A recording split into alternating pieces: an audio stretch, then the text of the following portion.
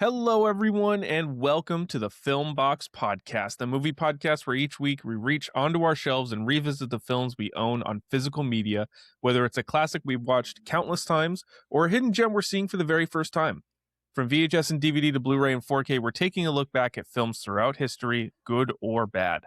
I'm your host, Aaron Souza, and I'm joined today by my good friends, Connor Jameson, Jasmine Chapatwala, and special guest Adam Cromacho, also known as Sunset Loner Cinema on TikTok. How you guys doing? Good. Doing well. Yeah. Can't complain.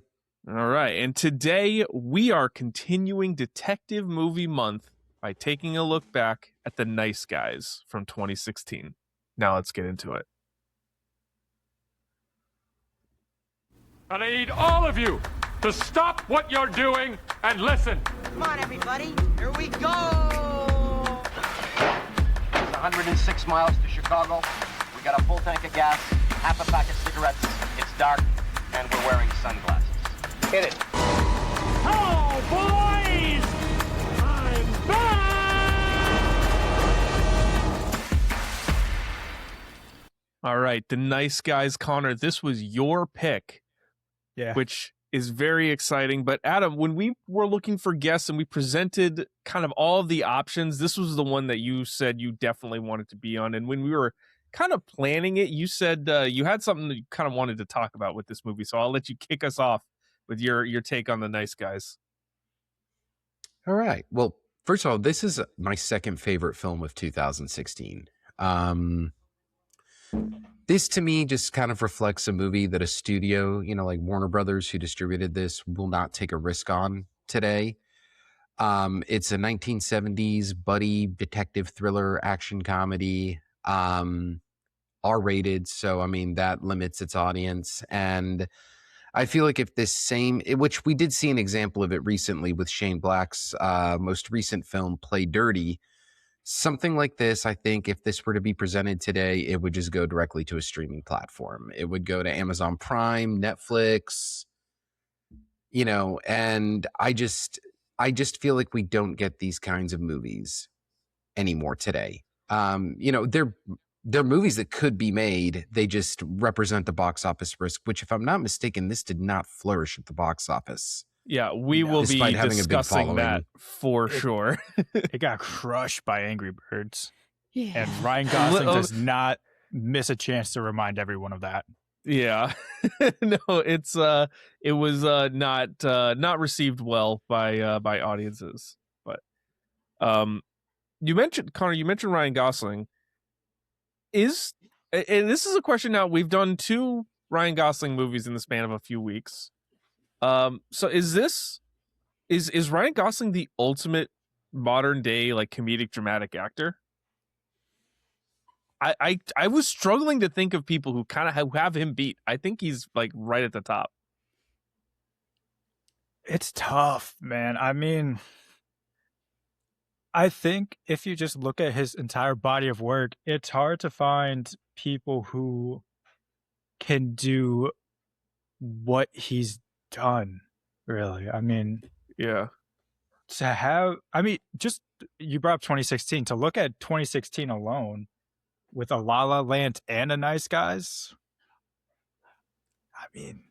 that's hard to beat. It's hard to beat. Yeah. And he's still doing it. He's been doing it for like 20 years now. He was Oscar nominated 20 years ago. Mm-hmm. This guy, he's really kind of been at the forefront of that.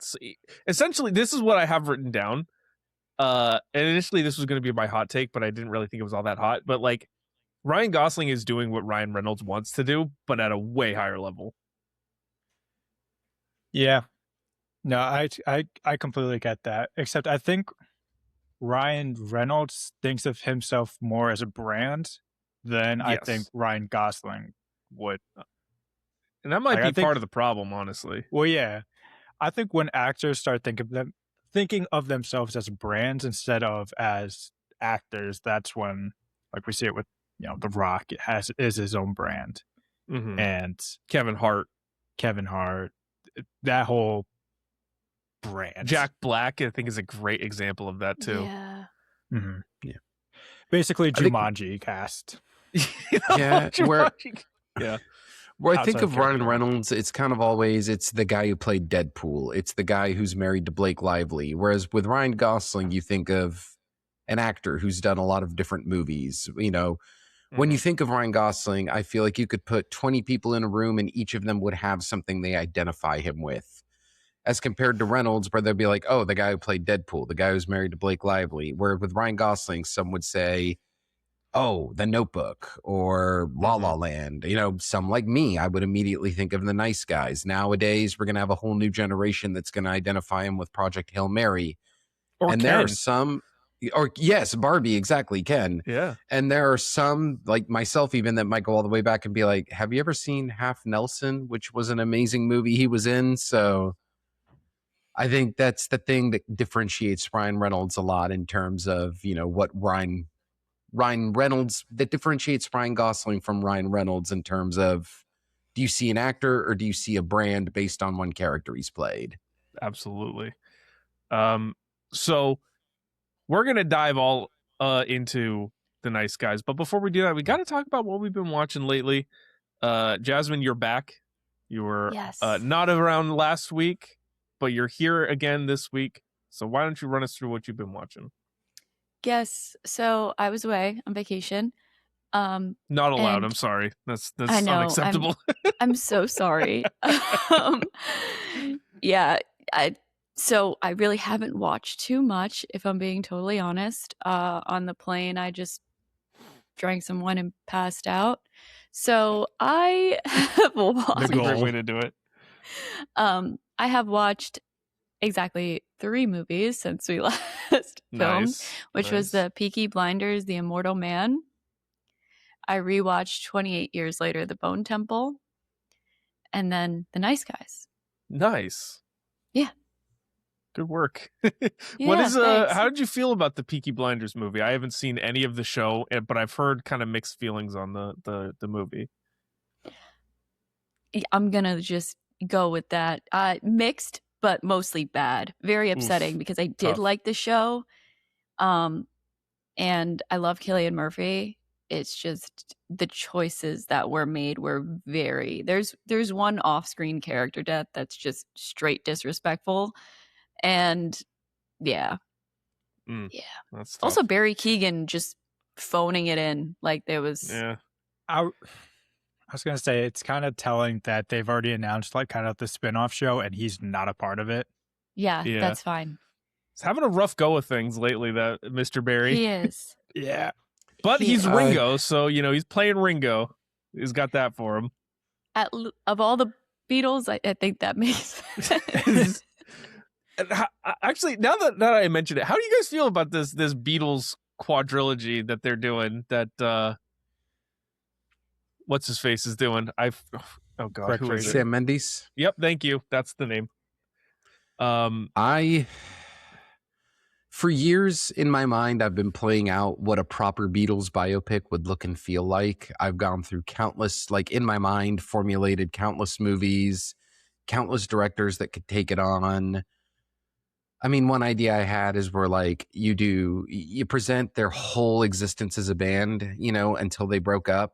And even in the years after, really, you would do it until John Lennon's death. And the first act would be black and white, the very whimsical, you know, teeny bopper Beatles. The second act, and as it goes into the second act, it starts transitioning into color when they go through their whole psychedelic era and, you know, all that experimental stuff they were doing. And then you take the third act and you look at them after they broke up until John Lennon's death. And it's kind of a little more grim, eerie, kind of filmed like a bit more of a depressing British drama. And it goes all the way until John Lennon's death, which would pretty much solidify the Beatles will never be a band again, you know? Sam Mendes doing 4 different movies that now leaves me curious as to how, like, what happens when characters are in different scenes together. So, like, are we just going to see 4 different movies that have a bunch of different repeated scenes, but they're just told from a different perspective?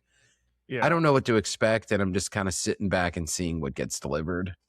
Yeah, it'll be interesting. The fact that it's like one movie for each Beatle and they're releasing over the course of 4 weeks. I don't know, man. I don't know. That just feels so weird. Like, it feels like over the top. I know, like, Fear Street kind of did that on Netflix, but I think it makes more sense if you're going to do like for streaming, kind of like how shows will do like episodes every week. For movies, I don't think that's a good idea to drop them like weekly, because you're going to have people who are just going to pick and choose which one they want to see and just not go to the others instead. The Ringo one's gonna flop. The Paul I and was John gonna ones say. are gonna be great. Yeah. And Yeah. I think that the George one will have like a niche audience based on people like myself who George Harrison is their favorite Beatles. So He was my favorite as well. So I mean, it just all depends on the actor. That's the thing. People are Yeah. probably, and I feel that's the experiment. I do wonder if this is like taking 4 actors who are big actors today and then seeing, okay, which actor delivered the biggest box office hit. I do wonder if this is quietly like an experiment Yeah. to see which actor can draw the most. that's interesting. That's Uh, not a bad take, actually. Yeah. I'm no, also I just like curious on like how they plan on structuring the movies, because what if like they decide to do something completely different where it's like I mean, they're all biopics, but it's more character study based for one, and then the other is just like hitting the beats of like what happened in history. Like, are they all going to be on the same kind of like, Yeah. you know? There's a lot of like, question marks here. Is there a template? And then what if one is like amazing and then the other one sucks and like Ringo's is the best? Then what? Yeah. I mean, and what if right out the gate they just fall on their face? Like, And no which one do turns you out. put out first? Yeah. I think you have to go chronologically, Mm. because I think they said, I'm trying to find an article, but I could have sworn they said they're going to start with Paul. Which And- is an interesting choice because, like, you start with Paul, but what do you end with Ringo? And then, like, Yeah. he's not no one's going to go for the Ringo movie. But But do I you think- start with Ringo and then But you're that's like, the thing. You well, can't start with the one that no one, well, saying it hypothetically, you're not going to start with the one that has the least, the lowest floor of success. it's a very And then it's like strange. Paul McCartney going to show up to all of them? Like, What is he I'm- going to be on all those red carpets? Is it just going to be one? How are we going to do that? I don't know, man. That's a good question. And part of me wonders if we are never, like, if all 4 of these movies, we will never, in each respective movie, have a scene where all 4 Beatles are in the same scene together. I wonder if it's Yeah. just literally an exploration of them when they weren't, like, all in one room. That's Which- that would be a I mistake. mean, That- outside of, that's- outside of John Lennon, I mean, are they interesting enough when Yeah. they weren't in the same room together? I Because mean, George Yeah. Harrison was the quiet Beatle. Like, he was very reserved, very quiet. What kind of movie can you make about him if he's not it's in just a like room with the other meditating 3? and doing drugs, and that's about it. And if And that's then the Ringo's case- just like, Hot take. hey guys, I just want to hang out and play some music, man. And then Yeah. What if it's just like And a then- drug trip? And Like, just the from like a entire movie's like professional like perspective too, like they all signed on for 4. That's strange. Hmm. Strange. I don't know. It's weird. Anyways, we're not actually. This is not a podcast about the Beatles. we have a lot of quadrilogy. questions about that Yeah. though. We could probably I- have a whole podcast. we on will just absolutely I could. think when it comes out, that's our entire month. Yeah, the Speculation. Beatles movies. Yeah. We were talking about your movies, Jasmine. So Oh, you yeah. finished up. Do you have anything to drink today? Just some Just- water. Nice. That's Nice. it. Boring. All right, Adam. Well, I'll go to you next. What have you been watching lately? It's been a while since you've been on the pod, so give us some highlights. Oh, good. I've been on a movie marathon for the last 2 days, and I'm kind of just glad to be getting a break from it this morning. I've been covering the Overlook Film Festival remotely, so I've practically watched 6 movies in the last 2 days. Damn. From home, they've sent some stuff. So let's see. Do you want like my last 4, last 3? You tell Just me. give us some highlights. Some Okay. You know. So, most recently, I really enjoyed Exit 8, which was part of the Overlook Film Festival programming, which was, I think, is one of the best video game adaptations I've seen. If you know the concept of the game, it's very liminal space. It's one location. It's very simple, but the way it's all presented is anything but simple. Really enjoyed it. I watched an experimental film called Buffet Infinity. That the best way I can describe it is if you grew up on the glory days of Adult Swim, Tim and Eric, Robot Chicken, Aqua Teen Hunger Force, this will click with you. It's literally a series of fictional television commercials crafted together to tell a story. It is very trippy, it is very strange, and it only gets weirder as it goes along. And then most recently, the last film I watched for the Overlook Film Festival, which has been picked up by Shudder, so it should be on that platform soon enough, is called Goody Goody, a film in which I was curled up in a ball of anxiety throughout its entire runtime, because it is practically a one-location film where an at-home birth is going on during a blizzard, and the midwife starts to sense there is a sinister presence coming out of the woman's body. I will say this. I hate that. In the best way possible. It's a great movie, but I mean, ladies, salute to you, because I cannot even begin to fathom what the feeling of giving birth is like. So just a moment of respect to the ladies of this world who go through that and carry a child in their bodies and painfully bring it into this world. I just want to give a moment to them, because I think that film was crafted to let the world know this is what giving birth is like. So respect your mother. Love that. Yeah. No, I mean that and also what happens when a demon comes out. Yeah. Oh, good God. The last 15 minutes of that movie are fantastic and reflective of why I love practical effects. Oh, but God. let me tell you, when I say curled up in a ball of anxiety by what I was watching and equally hearing, it's a visceral movie, man. That's definitely one I will not be watching then. Good to know. You can cross that off my list. And what do you got to drink this morning? Good old coffee. Nice. Cup number 1 of 3. All right. I have seen, let's see, 5 movies since we last recorded. Started things off with La La Land, because I just wanted to rewatch it. I needed something good to watch. I mean, 2016 double feature for Ryan Gosling, so might as well watch that. Watched a movie called Chloe from 2009. It was on Tubi. It's Amanda Seyfried and Julianne Moore and Liam Neeson, and essentially it's a movie about Julianne Moore and Liam Neeson are married. They're kind of a high-powered couple, and Julianne Moore suspects that Liam Neeson is being unfaithful, and so she hires Amanda Seyfried, who plays basically a prostitute, to test him and figure it out. But then she realizes she's getting turned on by the fact that by the stories that Amanda Seyfried is telling. It's not very good.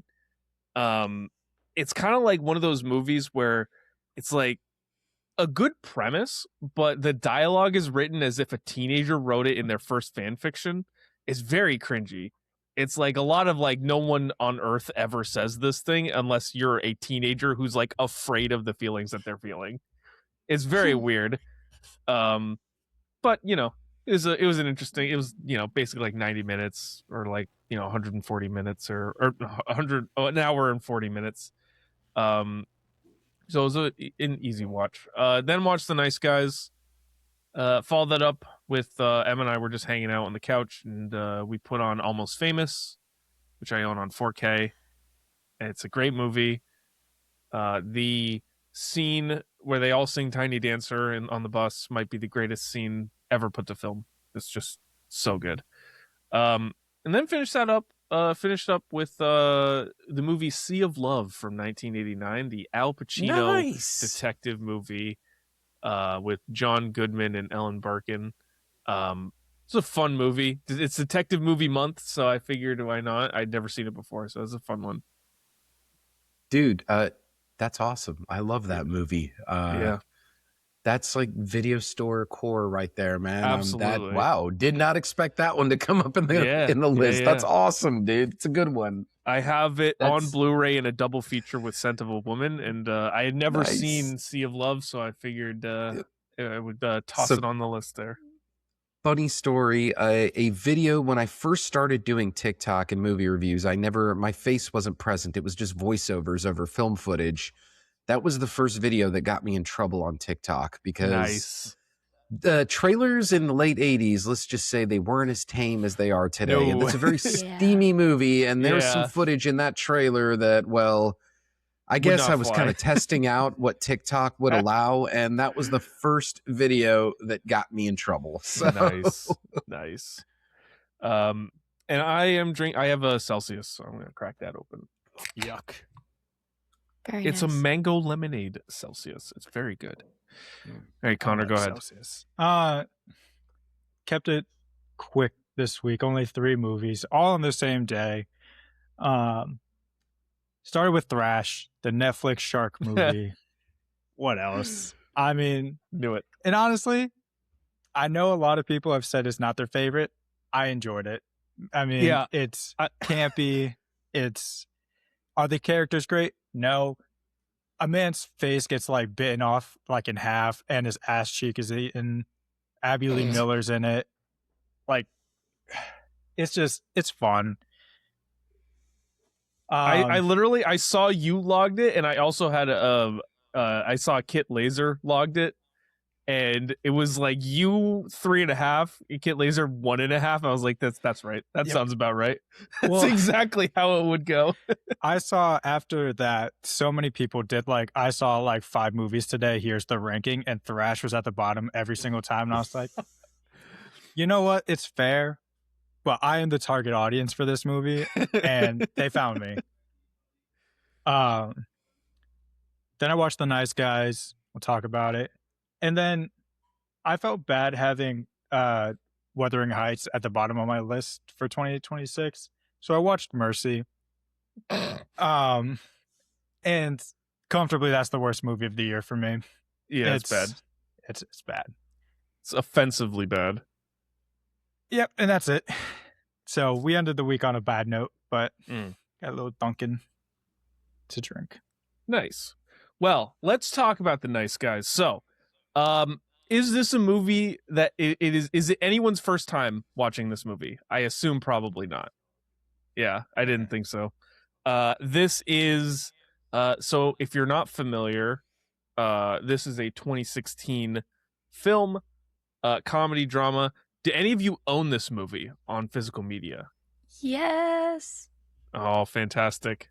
I do too. I have it on Blu-ray. Oh, I'm going to show you the back because if I show you the front, Oh, I well, mutilated it. Listen. It's because I have it framed and I couldn't find it. Aw, that it's honestly, like goes, that's worth it. yeah, it that's a goes good on my that's a good wall. thing to do. Yeah. Wow. And you know what's funny? I didn't remember I did that until I pulled out the Blu-ray and I was like, oh, right. What happened? Yeah. I'm like, why is there just... Yeah. I also have this movie on DVD, but I just pulled out the Blu-ray because it's a better copy. So if you're not like us and you want to watch this movie, you do have to rent it. It's not available on streaming anywhere. It's only available to rent, which is unfortunate.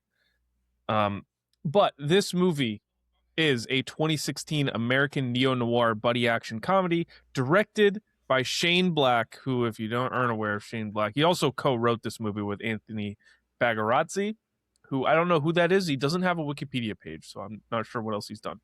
But Shane Black is a director of movies like Kiss Kiss Bang Bang. He also directed Iron Man 3. He wrote Lethal Weapon and The Long Kiss Goodnight. I mean, he's kind of been that like action comedy, action duo, buddy comedy type guy for a long time.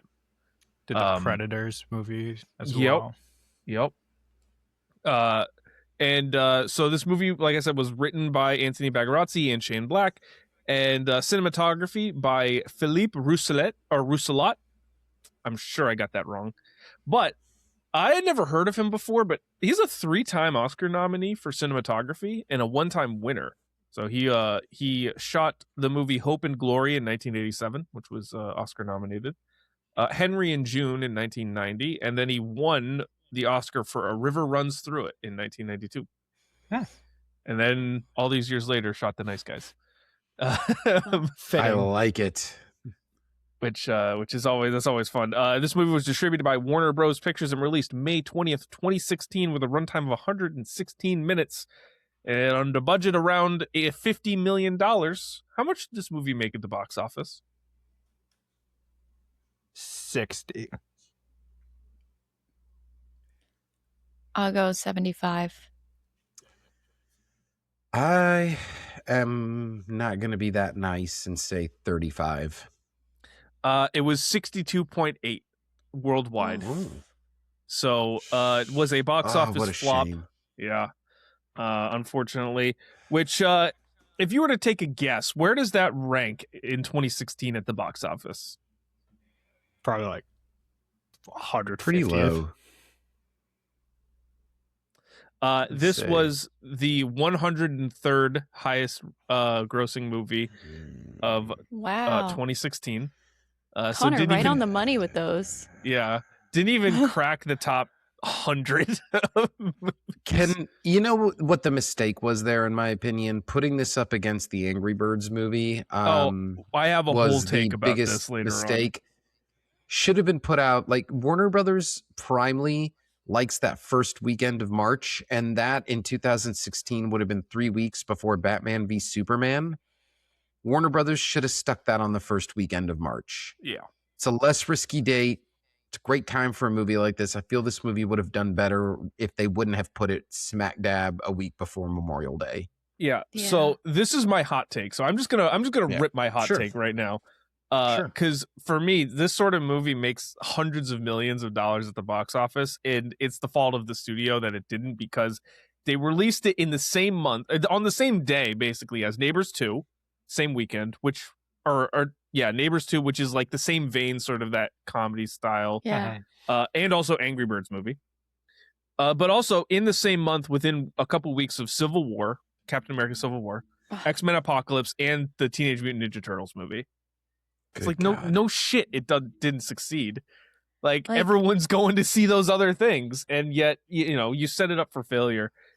This movie is great and should have made so much more money than it did. Mm-hmm. Yeah. Anyways, Shane Black pissed someone off. Yeah, right. We're dumping your movie in May. He's pissed a lot of people off. Yeah, he's yeah. kind of a maverick, kind of a renegade. He's pissed a lot of people off. So I do want to run down 2016 at the box office, because it was kind of a crazy year. So at the top, Captain America: Civil War was the number one grossing movie of 2016, $1.15 billion worldwide. Followed closely by Rogue One: A Star Wars Story, which just over $1 billion. And then Finding Dory, also just over $1 billion. Zootopia, also just over $1 billion. And the Jungle Book movie, $966 million. That is your top five. That is 5 Disney movies at the very top of the box office in 2016. This was the year I was raging against Disney so bad. And like, some of these movies are actually pretty good. Like I like Civil War. Rogue One is one of the better Star Wars movies, and Zootopia is really good. Finding Dory, not good. No, it's fine. And then the Jungle Book one movie good is scene. nothing. Yeah. Then the rest of that top 10: Secret Life of Pets, $875 million. Batman v Superman: Dawn of Justice, that's garbage. $874 million. Fantastic Beasts and Where to Find Them, $814 million. Deadpool, $782. And Suicide Squad, not the good one, the bad one, $746 million. Academy Award winning movie. Oh God, Stop. that's painful. painful. So upsetting to me. Yeah.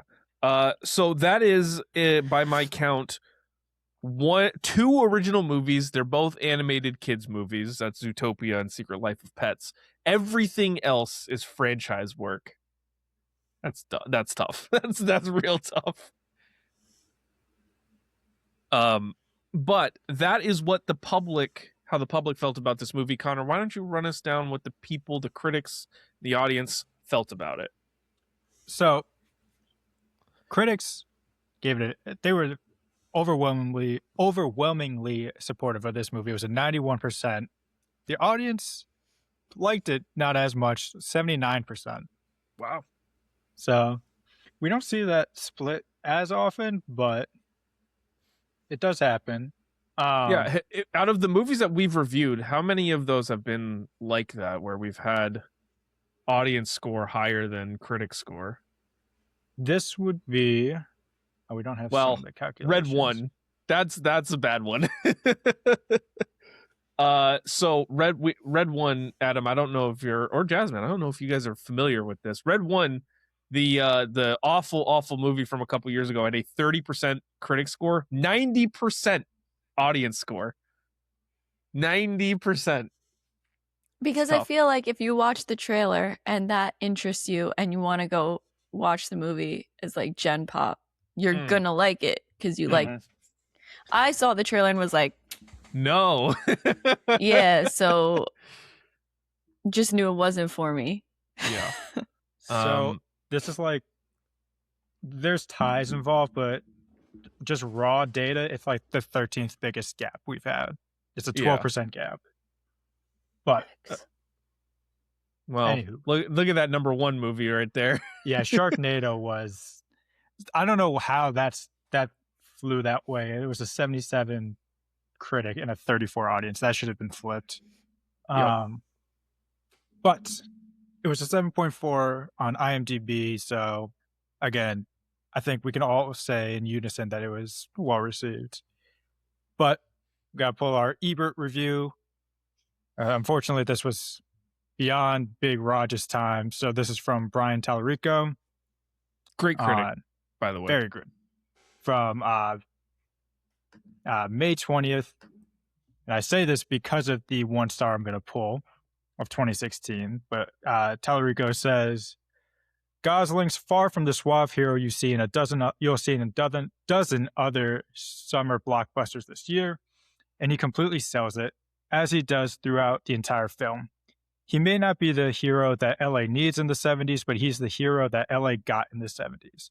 And it's his gift for slapstick, combined with his fantastic chemistry with Crow, that makes these nice guys worth a look.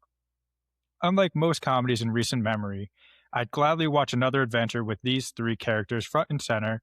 Maybe they'll finally catch a break. So, I'm sure we're going to highlight it, but Tallarico really wanted to highlight the chemistry of the characters. Mm-hmm. That's definitely something that we will talk about. Yes. However, we do have... shit. I don't have it ready. Hold on. The opposite review. It's your show. You should be ready. I know. It's my show, and I just never prepped. Anyway, this is a 1 star from Ted J. Sharp, who said, wish I had my money back in 2 hours of my life. And this came out the very next day of Tallarico's review. I love it. May 21st. From all the positive reviews, I was looking forward to this film. Boy, what a letdown. Wish my wife and I had walked out a little earlier and enjoyed a day in the park or maybe a cat video. Acting is over the top by the 2 pros and everyone else is annoyingly bad. I would love to know the age and film going experience of the reviewers who love this trashy little film. Have they not seen the classic films from the last 75 years so they have a point of reference? Have reviewing standards really slipped this far? I almost feel sorry for Russell Crowe having to endure this one. I wasted a couple hours and $18. Crowe spent months of this humorless exercise. Hope you lost a little weight in the process and was well compensated. Save your money and time. Man, I was like, we were teetering on the edge of this movie's not as good as Citizen Kane. like, come on. Basically. You know, kids these days haven't seen Seven Samurai. And yeah. That's why they're like that's the nice a real guys. movie. Yeah. Yeah. But guess It's it's a waste like, of time. You know, if you want to see real comedy, you got to watch this French film from 1947. It's like, that's real comedy. It's like, you guys shut just up. aren't on Goddard's new wave. Yeah. Then Also, you can just really like review. no reason for like Russell Crowe to catch a stray there of like fat phobic comment. Yeah. Like, It's like, hey, I hope Tubby lost No. some weight while he was doing this. yeah, I was like, well, what the hell? Oh, God. It's like that's peak male performance right there. Yeah. I Yeah. He mean, beat up multiple men. like, I hope when I'm older, I'm like that type of like, I got that build of like, I can like eat what I want, drink what I want, but I can like kick ass. Yeah. Yeah. And like, he's been in some really bad movies. Oh my God, yeah. The Pope's Exorcist comes to mind. What was the one he did? One was it last year? No, it was like 2 years ago. What The was war it? movie? Yeah, Land of Bad. He was that was a bad movie. Aptly named. Movie of bad. It's a war movie where one of the Hemsworths is stuck in like enemy territory, and Russell Crowe plays a drone pilot operator. And in the middle of the movie, Russell Crowe has a grocery shopping montage. Yep. So this is like far from the worst movie he's ever been in. Mm-hmm. He literally the man did 5 movies in 2024. 4 movies really in 2024, and all of them were bad. Every single one. So it's been a tough few years for Russell Crowe, and this is not nearly that bad. I think I think Nuremberg was good though. Yeah, Nuremberg I've heard is pretty good.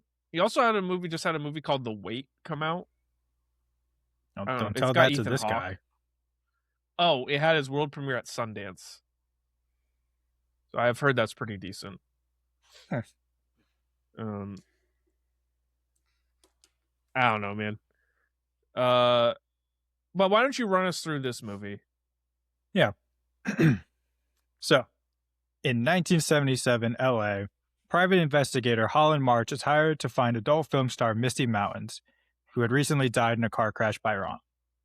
The search leads him after Amelia Kuttner, who in turn hires her own muscle, Jackson Healy, to scare him away. Healy is then interrogated by 2 men, later named Blueface and Older Guy, who are searching for Amelia, leading to Healy finding March and teaming up with him and his daughter Holly to find and keep Amelia safe. Their search leads them to discovery that Amelia and her boyfriend Dean created an adult film, leading to Dean's death as well as the death of Sid Shattuck, the film's financier. They go to a party at Shattuck's house to try to find the tape, but there they find Shattuck's corpse and Amelia, and are attacked by Blueface and the Older Guy, but they are both taken care of. March and Healy meet with Amelia's mom, Judith, a member of the Justice Department, who hires them to bring Amelia back. They track her to a hotel where she is planning on selling the tape to distributors, but a gun-for-hire John Boy found her first and killed the distributors. By chance, Amelia falls on their car, and they bring her back to March's house, where she explains that her mom is colluding with the auto industry to suppress catalytic converters, regulating exhaust emissions, and the tape was going to expose the truth. Her mom, in turn, had everyone involved with the film killed and is hunting her down. Not believing her, March calls Judith's assistant, Tally, who tells John Boy, and after a shootout at the March house, kills Amelia after she flees and flags his car down. At their lowest, March realizes that there was a copy of the tape and that the copy is being played at the LA Auto Show. They track down the tape, but get into fights with the Older Guy, John Boy, Tally, and auto executive thugs. They secure the tape. Judith is sent to prison, although says that Detroit wanted her daughter killed and got away with suppressing catalytic converters. The movie ends at a bar where March presents Healy with a flyer for the new detective agency called The Nice Guys. And that's The Nice Guys. All right, well, Connor, this was your pick, so why don't you start us off with something that worked? Yes. Now I gotta switch back to my notes. I got you. I didn't give you enough lead time. It's fine. Nope, that's fine. I'm ready. But I'll start with, picking up where Brian Tallarico started. The chemistry between our main 3, Russell Crowe, Ryan Gosling, and Andrew Rice, is immaculate. I mean, the characters all mesh together incredibly well. Russell Crowe plays the straight man so well, and his timing on his jokes is incredible. And then Ryan Gosling plays this loser to perfection.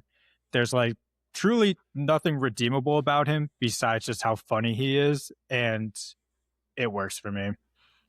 Yeah. And then Andrew Rice is literally like the only. It's Angari, by the way, just so that we don't mispronounce the rest of the pod. Yeah. It is Sorry. Angari. It's all good. And Gary Rice is. There you go. She's like the only moral backbone of this entire movie, and she's kind of like the North Star for them. And for like such a young actress at the time, incredible job. Yeah. She's really good. I mean, the whole cast is excellent in this movie. So it's like, you know, you look at these guys, and there's just something that shouldn't work, but it does, between Ryan Gosling and Russell Crowe. Like, especially like late career Crowe, which, I mean, we kind of already talked about, has been, you know, not having a great go of it. But like, he's, I don't know, I can't remember a movie where he's been like legitimately showing off comedic chops, but here he's got it. And I mean, Ryan Gosling, when someone's got it like that, he can play off of it really, really well. Which is it definitely helps the story move along for sure. Another thing that, go ahead. You're gonna say? I was gonna something? say, you were saying Russell Crowe showing off comedic chops and kind of where his career has been lately. I'm trying to remember what, outside of Man of Steel, I'm trying to think of what else Russell Crowe had really been in before this movie. I mean, the most recent thing before this that I'd remembered Crowe in was Man of Steel, like, which was literally like in the very beginning of the movie. Yeah. The thing about Russell Crowe is that he's noted for being so serious and so straight-faced. And I love that he was cast there. And that's like the hilarity of his character, is that he takes things so seriously. He's so just stone-faced. And then Ryan Gosling is such a goofball that the chemistry is perfect there. And I really would have loved to see Russell Crowe's career gravitate more to stuff like this after this movie. And I just wonder, had this succeeded, could we have gotten a sequel? Could we have seen Crowe maybe channel more of that, you know, deadpan, you know, I take everything so seriously, but that's what makes me funny element. Yeah. It just, I wanted to see more of this from Russell Crowe, as opposed to The Exorcism, The Pope's Exorcist, the whatever else he's done. All you know, of the nonsense. The greatest beer run ever with Zac Efron. That he was in that. Oh, yeah. It's fine, but it's not great. The Mummy, he was in the Tom Cruise Mummy movie. You're talking Love and Thunder? Like a year later, yeah. Oh, man. Yeah, he followed up The Nice Guys in 2017 by doing The Mummy and a movie called War Machine with Brad Pitt. Yes, which is actually a great director that just happened to David make Michaud. a not so good movie. Yep. He's a great filmmaker. He just made a bad movie. Yeah. Oh yeah, he did. King. It's a And tough. Christie. Yeah, he did just recently do Christie. It's a tough go. So yeah, I mean, it's such an interesting, and just before that, you were talking about like other things he'd been in. It was Noah, was 2014, the Darren Aronofsky movie, and Les Mis. That's really the most notable things like that come right before this, and then and Robin Hood in 2010. Okay. I mean, so clearly, I mean, he wanted that big blockbuster comeback. It didn't work, so he's like, I'm gonna do the Liam Neeson thing for a while. Oh God, and he's still doing it. Yep. He's still going. It's clearly worked for him. Yeah. He's making his money, that's for sure. Yeah, absolutely. Right. Adam, I'll go to you. Why don't you give me something else that really worked for you for this movie? Okay, here's what works for me the most. I love the 70s setting. I love the way it kind of reflects what was going on in the 70s. I mean, the set design in this film is fantastic. I should probably note this film was not shot in Los Angeles. Yeah. It was actually shot in Atlanta, Georgia to save money. And that's where it's DP, who you were talking about, comes in, because he really knew how to take these set pieces in Atlanta and make them look like LA. But easy. what really worked for me is just the idea where you have this kind of bumbling detective movie where in a lot of ways both characters are the bumbling detective. One is just takes things a little more seriously than another. What really just worked for me the most here was Ryan Gosling. I think this is the moment where I watched him and I was like, this guy is funny. This guy is very charismatic and entertaining. Specifically, the fact that his character is such a drunk. Like, I think one of the first scenes we see him in, his daughter is having to drive the car because he's wasted. Yeah. He can't get behind the wheel. This film just truly reflects, like I said, movies that don't get made today. Ruthless villains, you know, it's very reliant on its deadpan sense of humor. Even when you look at it's a little complicated when you look at the whole conflict going on. It has a lot to do with just, you know, organizations that operate secretly in LA. Government conspiracy. Yeah, absolutely. You know, it's just that's kind of something that was very common in movies in the 70s, 80s, even into the 90s, which Shane Black just knows how to capture so well. Another thing that really worked for me is, like, as I was watching this movie, I'm just like, okay, every Shane Black movie has to bring in the Christmas setting at some point. And he waited until the very end to do it, and I loved it. I was like, yes, the Christmas reference came in. The cast is great. I think I even love the presence of Kim Basinger, who just at that point, I mean, she'd won an Academy Award for LA Confidential. She sadly did fall under the Oscar curse a little bit, where she wins the Academy Award and then her career kind of goes relatively dormant for a bit. And it was just nice to see her in this. I also, just when it comes to Ryan Gosling's comic timing, I love just the first time he and Crow meet in the bathroom. He's just sitting in the stall, and it's a great moment. Something that I feel we will definitely be talking about that for sure. Absolutely. Something that I feel which is funny in this movie that could not be written today just because it's a little too sensitive, is when Gosling is breaking in to the through the door and he breaks the glass, ends up cutting himself, and he's like, oh God, that's a lot of blood. And it's like, if he goes to the hospital, he can't tell them I was breaking into a place, and when I was breaking the glass, I cut myself. So the only logical thing he can say is, tried to off myself. And like the nun wheeling him out going, hang in there, dear, like everything will be okay. Just it's so good. You can't write that today, but it is a very good sequence of punchlines. And you know, to establish how bumbling and idiotic this character is, but also how clever he is, and like, all right, I've got to come up with the next best excuse, and this is the most logical thing that won't have them asking questions. Yeah, and I think you're kind of like circling something that really worked for me, which is that the plot of this movie, they took a neo-noir detective mystery movie and made it funny, instead of what you'd get today is the other way around, where you'd have, here's a bunch of gags and jokes and things, and let's squeeze this into and try and fit these around some sort of mystery movie. It's how you get movies like the Super Mario Galaxy movie, where it's like, here's 600 references, now let's build a plot around it. This is like Shane Black says, I've got this mystery about government conspiracy and the adult film industry and people going missing and these two people that need to try and find them. How do I make that funny? And that's really smart, and that's the right way to do these kind of movies. You know, the comedy comes from the dialogue and the situations, but it's the plot that kind of keeps things moving forward and makes it work. Absolutely. And that's the magic of a Shane Black script.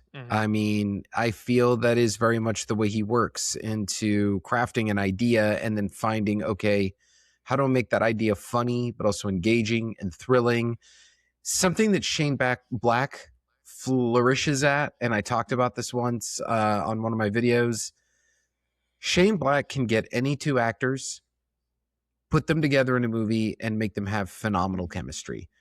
Honestly, Russell Crowe and Ryan Gosling, never two actors I really thought about being together. When Shane Black puts them together, it's like, okay. Yeah, I mean, it's this the same thing with, good. You know, Mel Gibson and Danny Glover. It's the same thing with Samuel Jackson and Gina Davis. You know, all of that. RDJ and Val Kilmer. Exactly. It's like you get two people, you put them together, they got great chemistry, and that's it. It makes the film go. And a lot of people really need to, I think this doesn't get talked about enough. Shane Black is just so good at writing dialogue for any actor.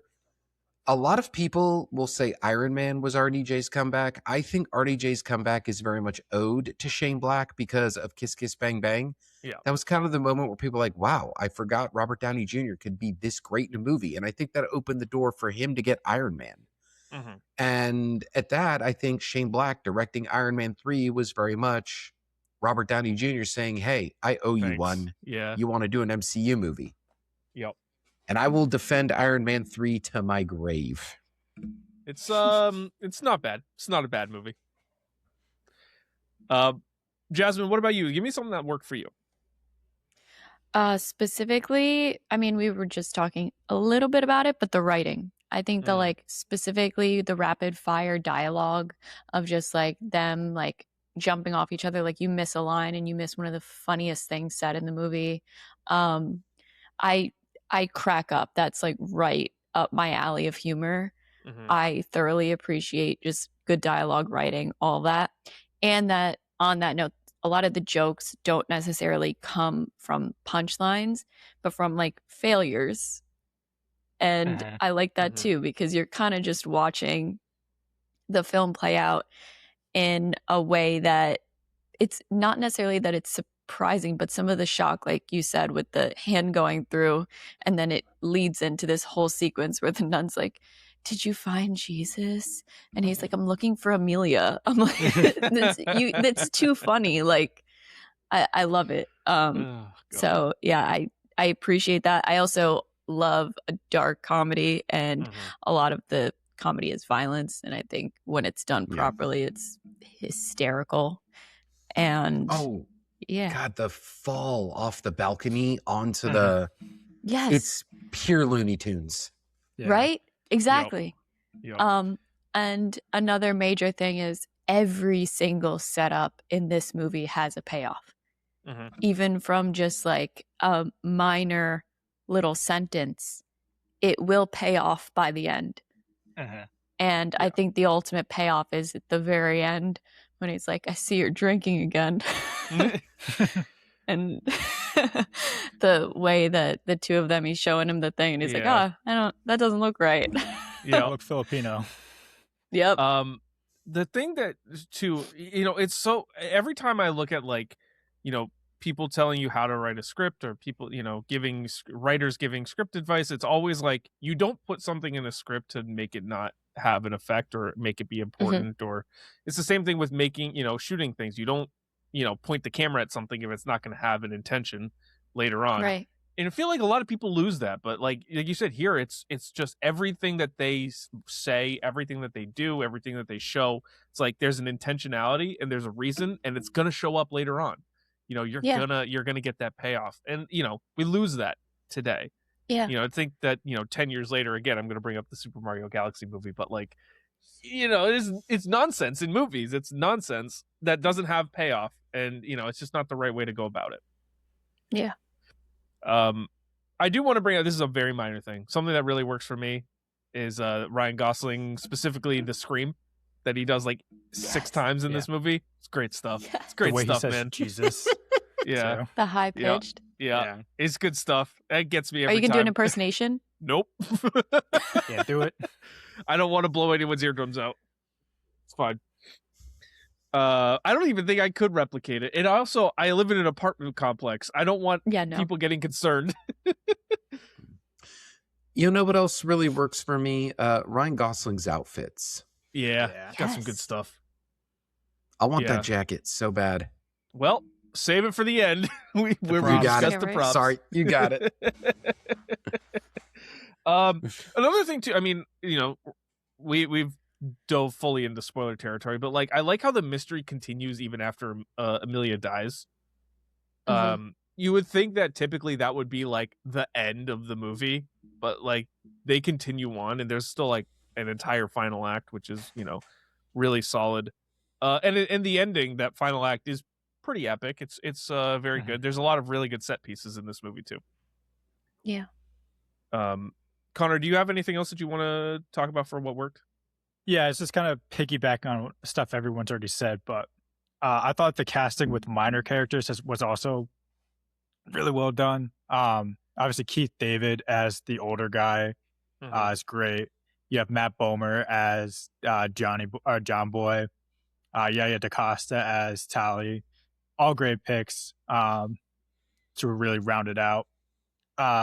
Again, circling back on the comedy, I just like how it's not just jokes, it's also the situational humor of it. The visual storytelling is also just hilarious. Like when they go to the hotel to try to get to Amelia and John Boy's already there and he's just murdered everyone. So they just get right back in the elevator. And then you just see someone fall out the window right behind them. Yep. They're just like, okay. It's probably my favorite gag in the whole movie is the coming out of the elevator, immediately seeing people die, getting right back in the elevator and be like, nope, sorry, I'm out. Because that would be me, 100%. That would be my line. I'm like, I'm done. I'm not doing just the anymore. unspoken agreement. Like, we are not equipped for this. Yep. Let's just. We're done. I'm sure she's fine. Oh God. And then I like that. Yeah, the movie takes place in the 70s, but it's also not like jamming it down your throat that it's the 70s. It's not every reference they can make to the 70s. You're not bombarded with 70s references. I just like that when a movie can trust you to pick up that it is where it says it is without having to remind you. Yeah. Totally agree. And I mean, when you start the movie with the 70s intro, it kind of does enough table setting that like you don't need to see all the references or the billboards or the, look at all the neon and look at all the, whatever. It's like this is the era that we're in, and that's it. We don't need to. Yeah, you can casually drop references in conversation, but you don't need like a glowing billboard of something in the background just reminding you like, hey, don't forget 1977. Yeah. Or like retro Coke cans or, like product placement galore to be like, hey guys, remember the 70s? It's here. It's now. Yeah. Like, we don't need that. Anything else that you guys want to touch on for what worked before we move to what doesn't work? All right. I'll take that as a no. All right. Yeah. So what doesn't work? I'm going to start you off with one thing that really, really, really bothered me right at the beginning of this movie. Is that the parents don't wake up when the car crashes through the house? Absolutely not. And that is like the thing number one that you wake up to is vehicle crashing through house. That got me. It was so mad. We don't know. They didn't wake up. They weren't there. They weren't at the crash site. That doesn't mean they didn't wake up. They could have been calling the cops. I mean, show me. It made me so mad. And Adam, you brought this up earlier, but something I kind of wish was different. It's like, again, this is shot in Atlanta, but it's set in LA. I really wish they had actually shot this in LA. I know it's tough to shoot in LA nowadays, but man, it could have been real nice to actually have this be an LA made movie. Yeah. And, okay, it's funny you mentioned that because that was the thing that didn't work for me. Funny enough, no matter how much I say that this is set in LA but shot in Atlanta because of budgetary reasons, and they did well enough to make it look like LA, but here's the thing. This is what I would describe as something aiming to be a quintessential LA movie where LA itself is a character and a personality. And what is missing in this movie, because it wasn't shot in LA, are those recognizable LA locations. So one of the biggest issues with that is that that you're watching a movie set in LA. It's giving the feel of LA, but it almost kind of feels like a GTA where you watch the, like San Andreas, it's based on LA, but you're not exactly looking at LA. And that is something that I do kind of grapple with this movie a lot because there's no key LA locations. There's no recognizable things that fully identify it as LA. It just looks like LA, and it lets you know, okay, this is obviously supposed to be LA, but it's not. Yeah. And that is one thing that bugged me. It really would have benefited from like having a scene on the coastal highway on Route 1 or whatever. I think it's Route 1.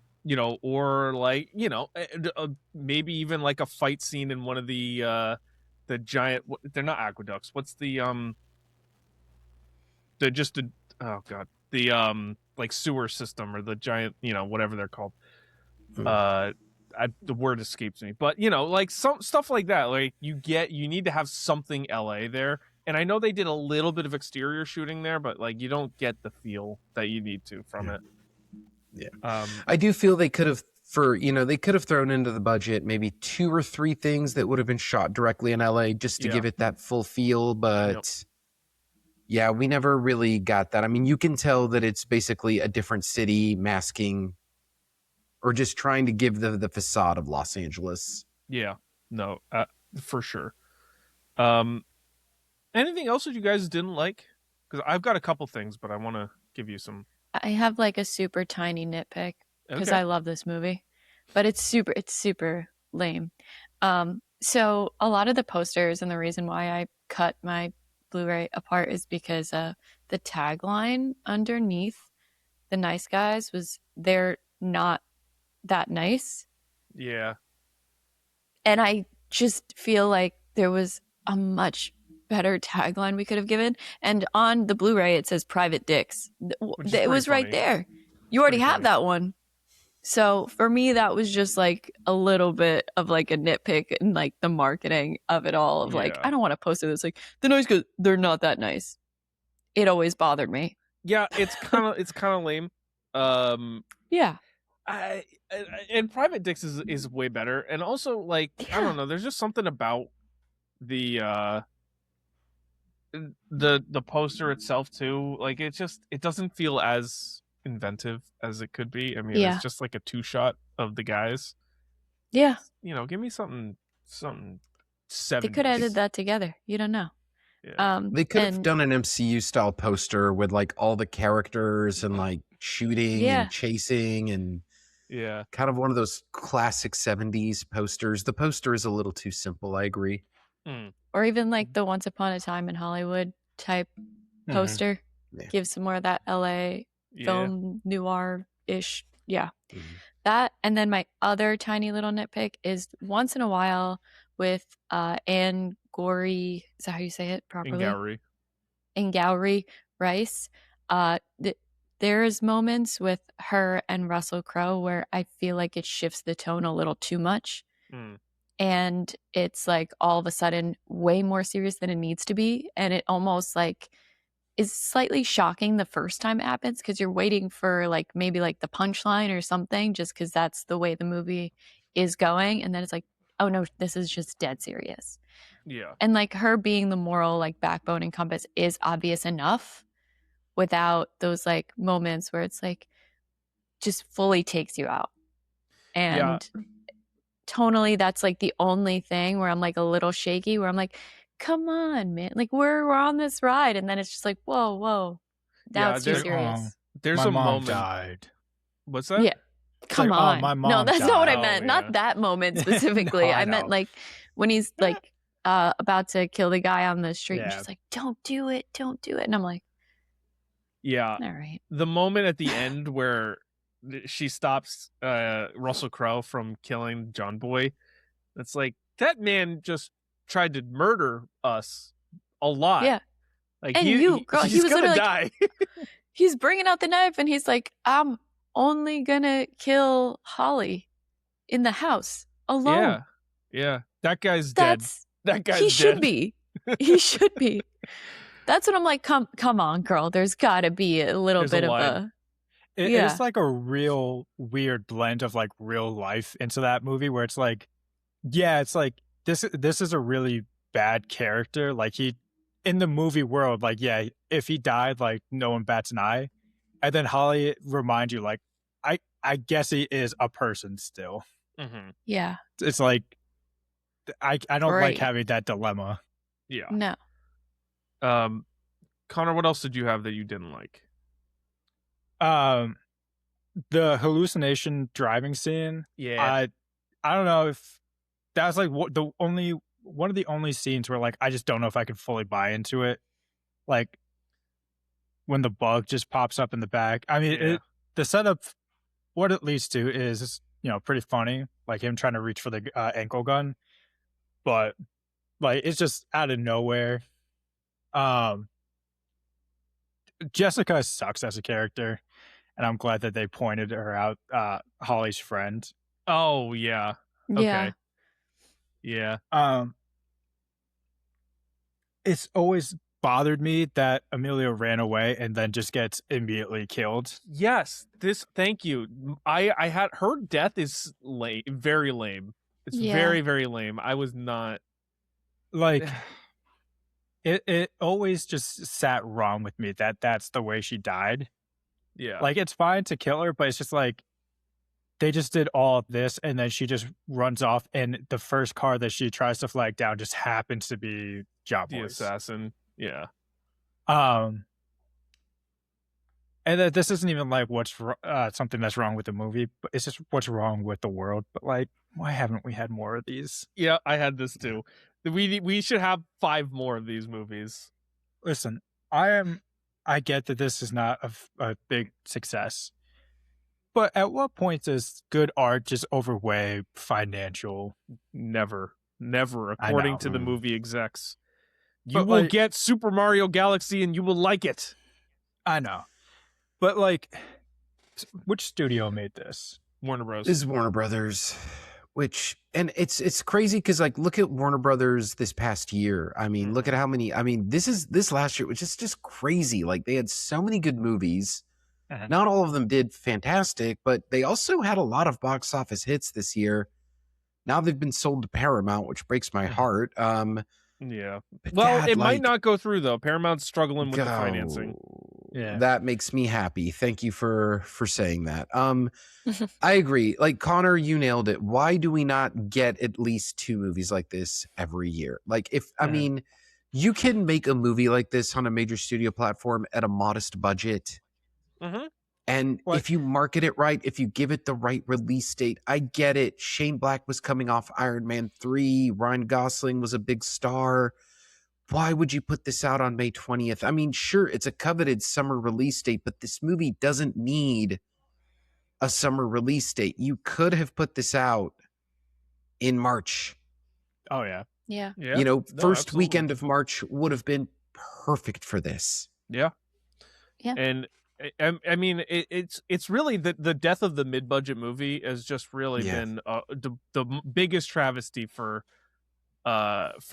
audiences of the last Mhm. 15, 20 years. I mean, you know, we used to get movies like this all the time where, you know, I was just talking today about a movie like Sea of Love, which would never be made today. I mean, that's a Pacino and John Goodman and Ellen Barkin starring vehicle. It's a detective movie. You can make it for $12 million.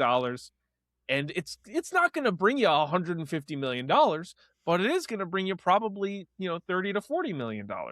And that's going to triple its budget. And that's okay. Yeah. And we don't do that anymore. But I just feel like movie-going culture has changed so much. Like being the oldest guy in present right now in this conversation, I grew up, I mean, my prime of going to the movies was in the 90s. And not to sound like an old man, not to be a Lou Pickles type and say, well, back in my day, throughout the 90s, and I will give you a specific year, 1994, 1995. I was 12 in 95, and I was going to the movies a lot. And a common thing in the 90s was that in one single weekend, if you didn't have a massive blockbuster coming out, you know, on just a casual weekend in March or October, you could have 3 different movies come out that reflected 3 different genres, and at least 2 of them would be guaranteed to be something good. And all 3 of them could potentially make money. Like they could do well. Because people would, you know, like if you had, like, for instance, in the summer, you had your big blockbuster and then you had like a mid-budget movie and then maybe you had a smaller budget movie. People would go see the most enticing movie. It would make its money, but then they would be like, okay, I want to throw in a second movie. I want to do a matinee. And people would go and take a risk on that mid-budget movie. It's how films like Broken Arrow, John Woo's second Hollywood feature, was released literally in February, in a dump month, and ended up becoming a massive box office success. Massive box office success. It's how Jackie Chan, his first movie to actually be dubbed into English and get an American release was Rumble in the Bronx. It came out in February. Massive box office hit. People were willing to take risks on things that weren't super familiar to them. Yeah.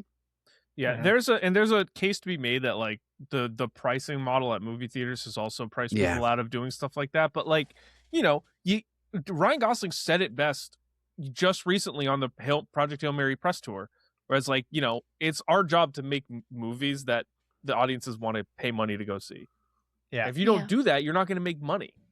And what kind of bothers me is like, I think it was 2 times ago, we kind of talked about like the 1 for me, 2 for you type deal. These studios, and I was writing it down. Warner Brothers had a very successful year that year. They had Batman v Superman, that was 7th on the year. They had Fantastic Beasts, that was 8th on the year. Conjuring 2, that was still made over 300 mil. And you still had movies like Lights Out, which cost them 14 mil to make and pumped out 148 mil. Like, you have these big budget movies that make profits so that you could turn around and take on movies that don't necessarily profit, but at least make back their budget.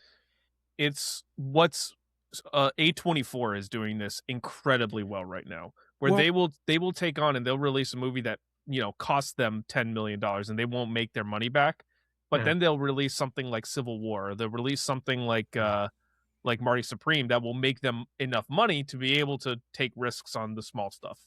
It's almost like the Blumhouse model, where Blumhouse, I don't like them as like as a studio, but their whole thing is any auteur, we will let you make the movie you want, and you stick to our budget, and it will make money.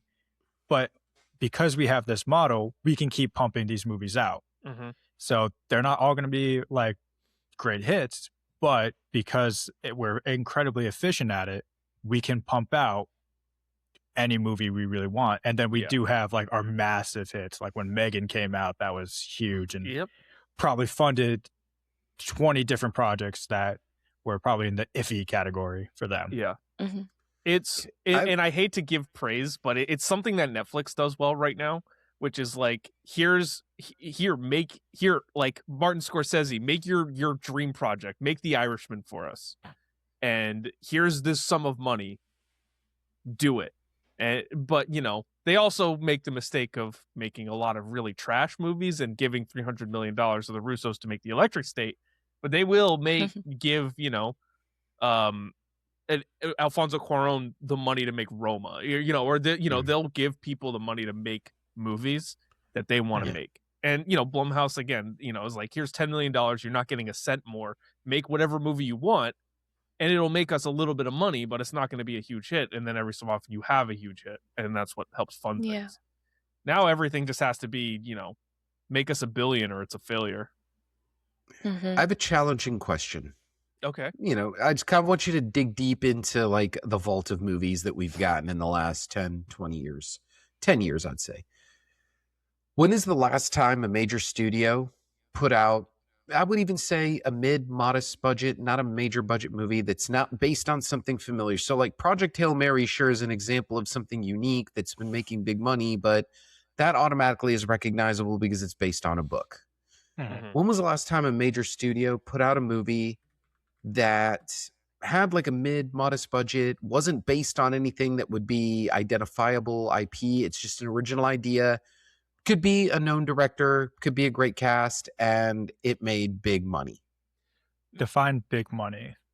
Like it I would say, was considered a great box office success to the point that like the studio felt, okay, we made a big profit with this. The one movie that immediately came to mind for me was Anyone But You from a couple years ago. Okay. $25 million budget, $220 million in profit. Sony Pictures distributed. Yeah. That's like the only thing that I can think of, really.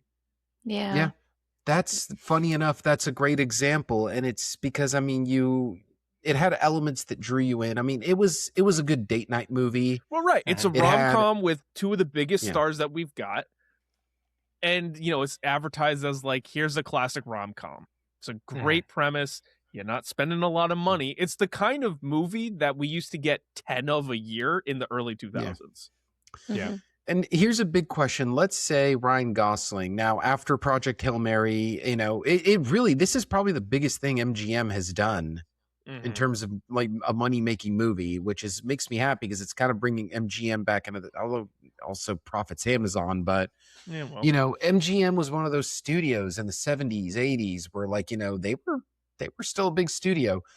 If Ryan Gosling were to just do like an original thriller, just, that's not based on anything, get a good director to work with him, get a great story, make an intriguing movie, keep it at a mid-budget scale, craft it for $40 million,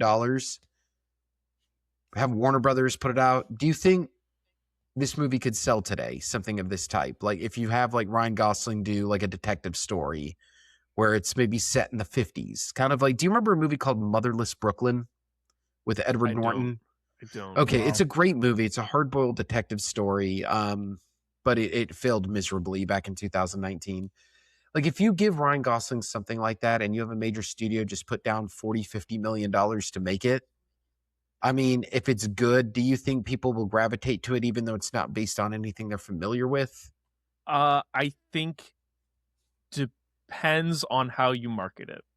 If you get it in the right time, and it's kind of like the note that like there are no movie stars anymore. Like it's hard to just be like, here's a guy, he's gonna sell the movie.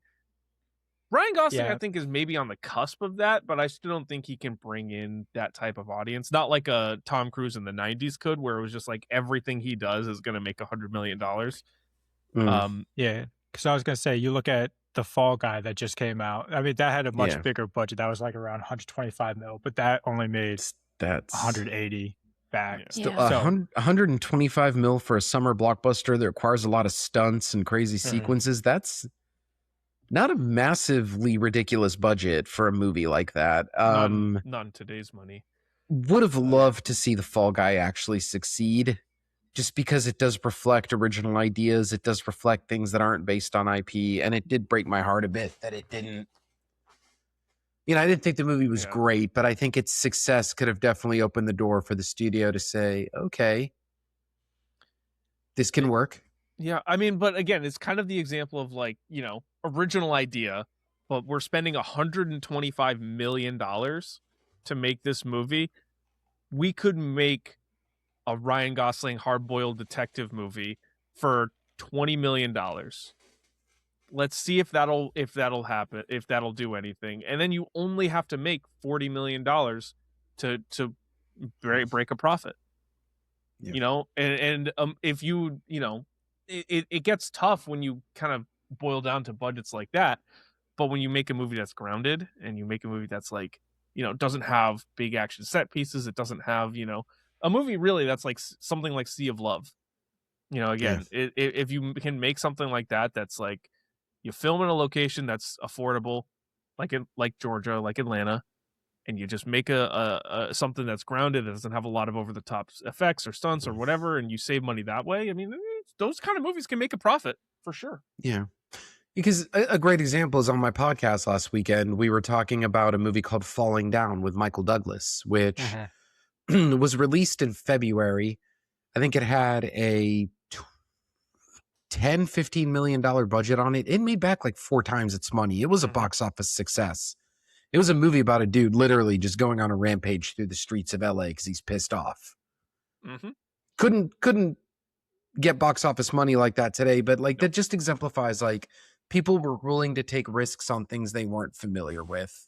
Yeah. Back then. Absolutely. All right.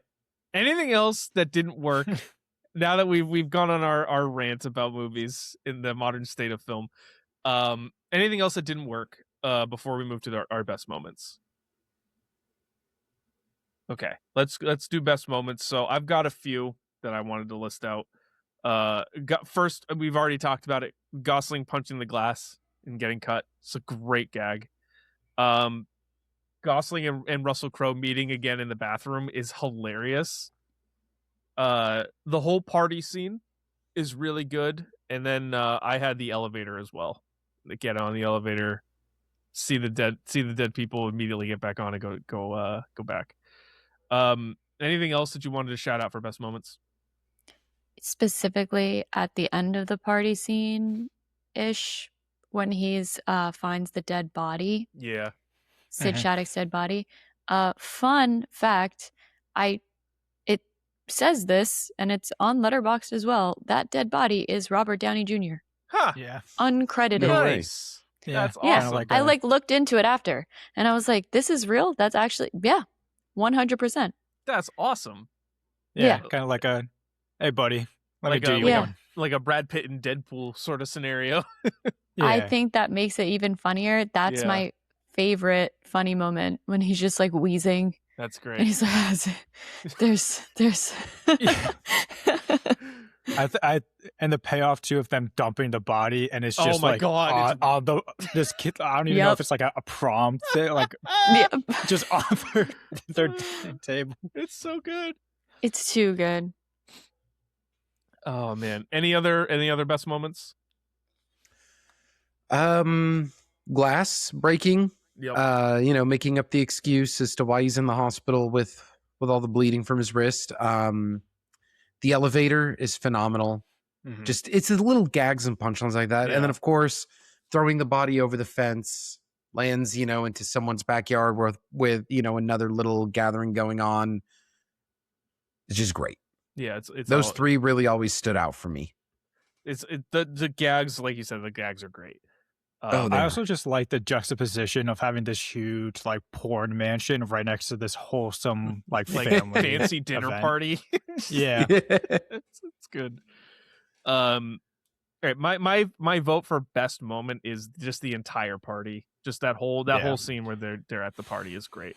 It's good stuff. I mean, I just wrote down a bunch of quotes or Mhm. just funny gags from that, but I mean, from that though, the dad, there's like whores here and stuff, and yeah. he's like, "How many times have I told you don't say and stuff? Just say, Dad, there are whores here." Phenomenal. Oh, it's so good. It's so good. Really, just amazing writing in this movie. Yeah. Oh man. All right, Connor, it's time for your choice category. Yes. Let me pull it up because I need to give credit to. I don't know if we've done this one before. Okay. Which seemingly unrelated movie could this movie share a universe with? From Clark Camp 1287 from Reddit. Maxine from a couple Oh. years ago. Interesting. Both kind of focus on the adult film industry, people using it as a form of rebellion, as well as the older people of their community seeking revenge against those people. Obviously, here you have Amelia's mother trying to kill her and all the people involved, and in Maxine, it's Maxine's dad killing everyone involved. Nice. And that one just takes place like 8 years later, I both like in it. LA. I like it. That's a good poll. It's a good poll. Yeah. Thank you.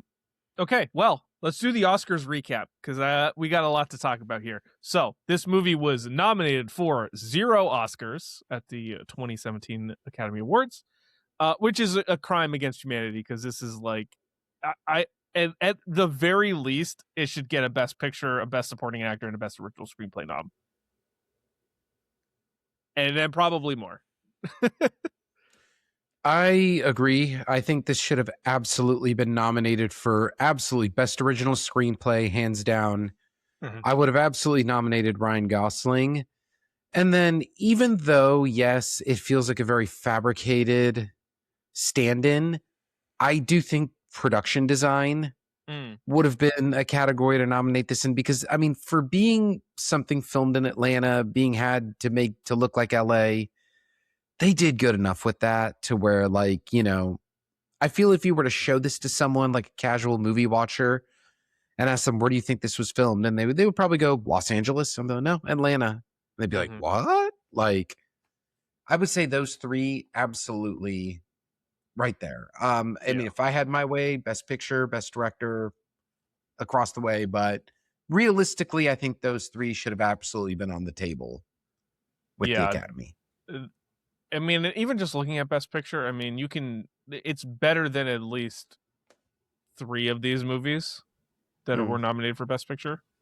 Name them. Hell or High Water, Hidden Figures, and Lion. better. I disagree with mine. I would agree with 2 of those 3. Because I think Hell or High Water was my number 3, actually. Oh, interesting. Yeah, Hell or High 2016, Water is yeah. really good. Well, If you want, Nice if you Guys have gripes gets- within figures, that's fine. But yeah, well.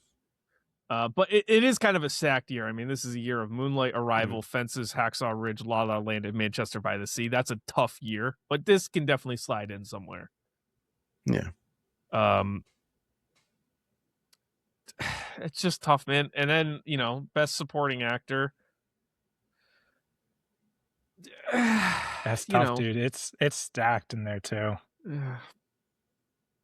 I don't know. I feel like there's you can slide. They did. Suicide Squad won an Oscar. You can slide him in somewhere. Yeah. Not only did Suicide Squad win an Oscar, it actually technically swept because it was nominated for one category and it won its single category. I'm gonna kill myself. That's awful. That movie's terrible. They only had Was that a pun? 3 nominees. Considering the title of the movie. Yeah. Yep.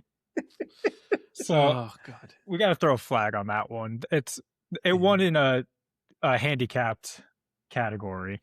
Yeah. I mean, makeup and hairstyling. There was only 3 nominees. There you go. Makeup and hairstyling is not. Yeah, not quite there. It's tough. Okay. Heat check.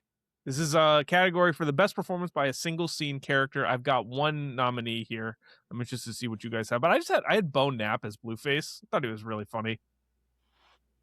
That was good. Yeah. I have Lance Valentine Yep. Butler. Kid on the bike. Kid on the bike. That's how he's credited in Oh the film. yeah, he's Yep. great. He's great. That Yeah. is my favorite. Is they're already walking away. He stops the bike and he's like, "What?" And Offer to show my dick. it's just I've too got a funny. pretty big Thought that dick. he was great. Yeah, he's good. Want to see He's my good. dick? Yeah, Yeah. that's the right choice. I forgot about that when I was filling out this category. It's a good one. It's the definition of heat check too. It's literally single scene, blows it out, and then just never in the movie again. It's gone. Adam, did you have any nominees? Or was that the one? Jasmine, I second yours. So I agree. That is a great moment. And, I wonder where that kid is these days. 10 years later, what's he doing? Because, Let's find out.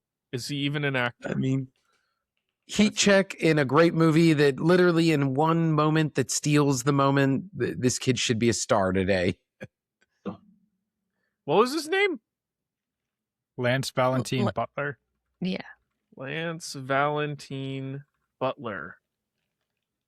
Nothing. It might just be a unfortunate. one-time thing. It's They just unfortunate, found man. him. Well, no, he's been in some movies, but what he's known for is The Nice Guys, and then a short where he was called Bizarre Street, a short called Kramer's, and then a movie called Radio Flash. I don't know, man. It's a real shame. He was great. Anyways, okay. Let's see, Jasmine. Let's do your choice category, and then we'll go into. I got a couple other categories here. Okay, I was stuck between 2, but I'm gonna go with this because we've talked about this before. But mine is gonna be origin story. Ooh. Which character would have the most compelling spinoff? On Reddit from Goodman 121721. Awesome. Holland March. Yeah. I just need more of him. I would have watched an entire miniseries of him.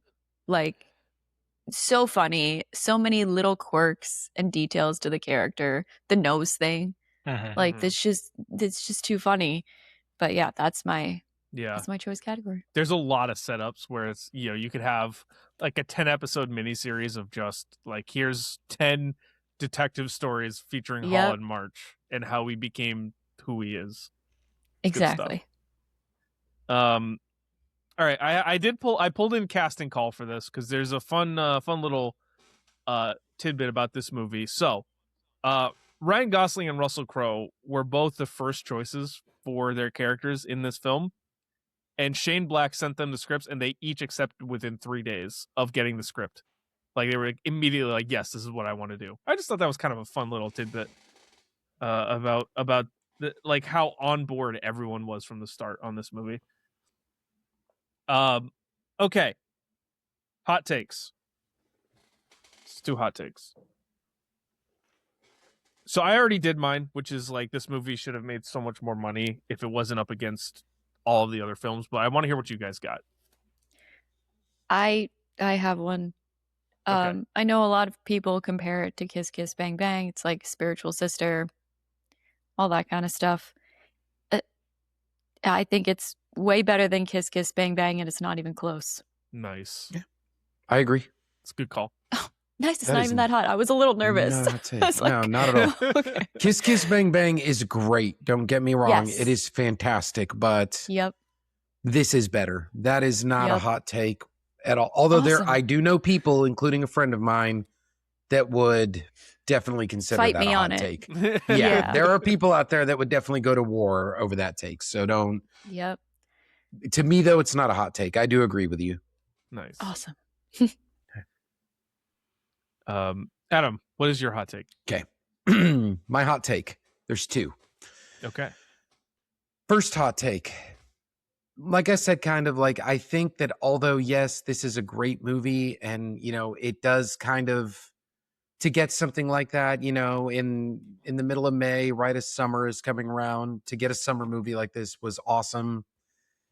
I think this movie's chances of financial success would have been better if it was put out at a time where there was nothing to really watch. Like, I almost feel like, the first weekend of March could have worked great, like a March 4th release date.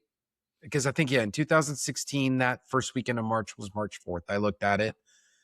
I would even dare to say that if they put this out in February, Those numbers. I mean, because if you look at February and you're like, okay, everyone's like, God, nothing's at the movies. Wait, there's what looks like a really funny detective story and you really market it well. And then, I mean, this is a time where like before the internet kind of created this stigma around Rotten Tomatoes, if they would have seen great reviews, they had great marketing around it. I feel putting this out at a time where it would not have, been among a stacked weekend or just a quieter time at the box office, I think kind of would have opened the door for, hey, this one movie came out during what's considered a dump month, but it was so good that it got people to go to the movies and just watch something. Because I think you don't want to put it out in January because people are still catching up on Oscar stuff. Mm-hmm. Well, I think even you can still even put it out in January and it still does numbers. It's the one thing that really confuses me about Hollywood release schedules still is like there's so much emphasis put on it's contrasting ideas because they still have the release schedules of like we need to be able to set this up for awards play, but also it's like you're putting out movies that are not going to be in awards contention in like those blockbuster areas, and we're still dumping movies in February and January, and we're still, the big hitters aren't coming out until they all come out in June and July or September or whatever it is. Like, put some movies out whenever you want, because if there's an open space and nothing else is out there and you got a hit, Exactly. put it out. Put it out. Like, you're doing nothing by, and we're just seeing now, we had a Best Picture winner come out in March a couple years ago with Everything Everywhere All at Once. We had a movie that made $500 million and had 17 Oscar nominees come out earlier the year last year with Sinners. Like, just put out your movie. You don't have to like have this contrasting idea of I'm going to put this movie out in September with every other major movie and hope it does well, and also maybe set it up for Oscars play when I can put it out in February and it's going to be the only thing out over the course of the entire month and everyone's going to want to go see it. Yeah. Even honestly, even April would have been great for like April, second weekend of April would have been great for this. Let the Batman v Superman madness die down. People are already complaining about it at this point. They want something that just kind of, refreshes them a little bit. Second, third weekend of April would have been perfect for this as well. Yeah, I don't think it needed to be May 20th. That's my big hot take. My second hot take, God, I just would have loved more of this movie. I mean, 116 minutes is a great runtime, but hell, this could have been 2 hours, 10 minutes, 2 hours, 15 minutes. Yeah. Wouldn't have minded a little more time with these guys. Few more scenes with just the two of them investigating a mystery kind of thing. Yeah, totally. Yeah. That's where the sequels come in. Yeah, I know, right? If we had gotten them. Connor, what's your hot take? I got a couple. So this is one of, if not the most quotable movies of the 2010s. I mean, again, the and stuff. I mean, I feel like I say that to myself so many times when someone says like they're going on and they just end it with and stuff. I always just say to myself, don't say and stuff. Just say blank. But even like you know why they call them killer bees? Because they'll kill you. Just deadpan. I love it. A bit spicier, but I think, you know how Quentin Tarantino gets a lot of credit for Once Upon a Time in Hollywood for discovering this next wave. He should not get credit for Margaret Qualley. Shane Black should. Yeah, that's right. Absolutely. This is right. one of her earliest roles, and she is really good in this. And also, final one. This is the definitive turn in Ryan Gosling's career, where before this, he is mostly just doing more stoic work. You know, before this, he had Gangster Squad, Place Beyond the Pines, The Ides of March. And I mean, after this, he obviously has La La Land and Blade Runner, but now you see Fall Guy, Barbie, Project Hail Mary. And I think that's the path that people are resonating with more now. And I think it's all because of Holland March. So it's a good take. Yeah, I mean, I don't have a problem with any of those takes. All right. Who would make this movie better? This is a category that we bring in for more modern movies. If you were to cast anyone in any role from the modern day, who would you put in this movie? I had one that I really liked. I'm reaching. You just mentioned Tarantino, which is quite funny. I'm reaching into the Tarantino bucket and pulling out Tim Roth as Blueface. I think would have been a really good casting. It's a little bit of star power, just a little bit extra name recognition, but he's kind of like character actor type. He fits that kind of guy. He can be kind of like this, like I don't really know what I'm doing kind of character. I just want him in this movie. I think he's like the perfect kind of character for this setting, the perfect kind of actor. So I want Tim Roth in this movie.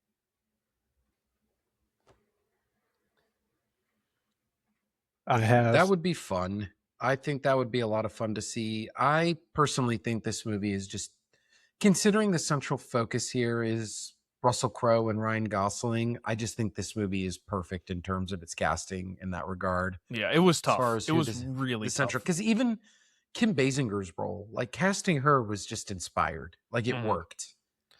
I just I cannot envision this movie with anyone else in a different role, because every time I think of different scenes or even the smallest characters, the people that play them just fit the pieces of the puzzle so well. Yeah. This one was definitely a tough one to recast. I got a fun one. Okay. And it's cheating to the utmost degree, because it's not a real person. But the movie had come out 2 years prior. Joaquin Phoenix from Inherent Vice. Oh my God. Just lost Aaron. If you're telling me, like, put Doc Sportello in this movie as well, just, you have Holland March who's drunk, Doc Sportello who's high as hell, maybe just as kind of like a spiritual guru, maybe. I don't know. One scene, all we need. Maybe it's just at the porn party. That's all we need. Is actually very possible, because Warner Brothers also put out Inherent Vice, so the same studio owns both of these movies. That could be possible. Again, it just would have been like, give me one just little shot even of like, maybe he's at the party, he's just sitting at a table just smoking a J, and Ryan Gosling just sits down next to him and they just have a conversation, and it just does not make sense at all. And he's like, Right. That would have been good. I like that. I have one. I would recast John Boy as Chris Pine.